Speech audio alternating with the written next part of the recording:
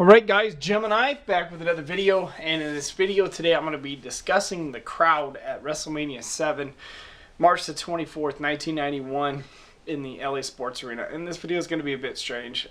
First thing I want to do in this video, I wanted to show you guys my autographed WrestleMania 7 DVD with Brian Knobbs autograph on the front, but I'm not even going to try to find it in this mess. I had it the other day when I did a WrestleMania video. I can't find it now.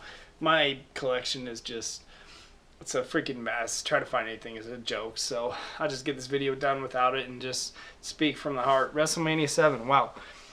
1991. Now, if you remember the time frame at this, the United States had just gone to war, the Gulf War, over in Iraq. And everyone was really, really scared at what the future was going to hold. I mean, everybody was scared about what the hell was going to happen. The United States hadn't been with war with anyone since Vietnam. You know, back in the late 60s, early 70s, the United States hadn't been in war in 20, 30 years. Everyone was scared. And if you watch the live crowd reaction at WrestleMania 7, everybody was really, really somber because we were at war with the people in Iraq. It was crazy. It was crazy. You never seen a crowd like you have at WrestleMania 7 that day in the sports arena. This event wasn't even supposed to be at the sports arena. It was supposed to be at the Los Angeles Memorial Coliseum on Figueroa, where the Trojans play. That's where it was originally supposed to be. Ticket sales tanked.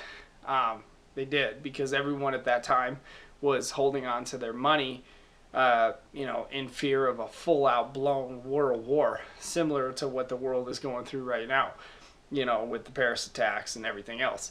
So everyone was scared. No one was really spending big bucks, so they only sold like 17,000 tickets.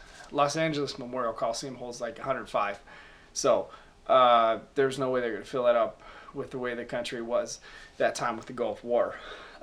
They had no chance, so they made up a story about security threats. It was because they didn't sell tickets was the truth behind it.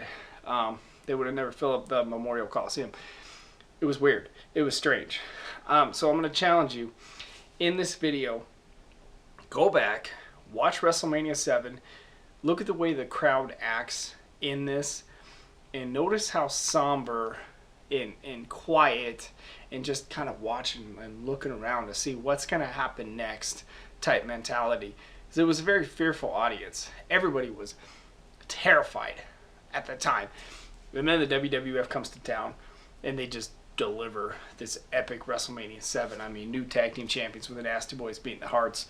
Hogan comes out, the real American hero, and beats Sergeant Slaughter. Ultimate Warrior and Savage wrestle this unbelievable career match.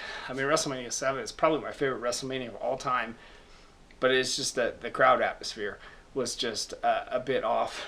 It was a bit strange on that day. It was the most somber WrestleMania, the most emotional WrestleMania, like when Elizabeth and Macho Man got back together in that show. You could see the emotion just pouring out of all the fans because they had that happiness moment when there wasn't a lot of happy things going on in a very turbulent world in 1991. It's a very different time. I remember it well. But WrestleMania 7 in closing, the most somber audience I'd ever seen for a professional wrestling show. WCW, whatever, they didn't care. They had their head up their ass with Jim Herd.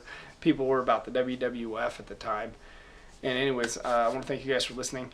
And leave your memories on WrestleMania 7 and the crowd being somber. Thanks for listening.